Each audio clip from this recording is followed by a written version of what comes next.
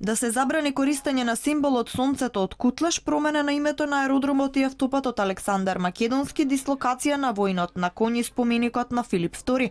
Грчки историчари да ја бришат и препишуваат историјата. Алфа ексклузивно дознава детали од грчкиот список на барања кои новата влада би требало да ги прифати. Со закон да се забрани користење на сонцето од Кутлеш и казни ако истиот се користи. Според информациите до кои дојде Алфа, со овој закон ќе им се забрани на македонските дипломати и официјални представници да присуствуваат на настани организирани од диаспората, каде се прикажува и користи во било каква форма овој символ или пак каде што се истакнати мапи од географска Македонија. Истите ќе треба да се тргнати од сите државни институции, како и од учебниците од основно и средно образование. Долг е списокот кој што грците го подготвиле, а за кој нашата влада треба допрва да разговара.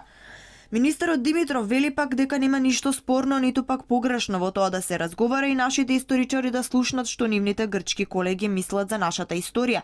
Тој и денес не кажа конкретно ништо. За денешната билатерална средба Коцијас Димитров во Солун повторно вели дека била само позитивна визија и потикнување на поблиска соработка. Разговаравме за поблиска соработка меѓу организациите на цивилните општества од двете држави, на академски организации на универзитетите.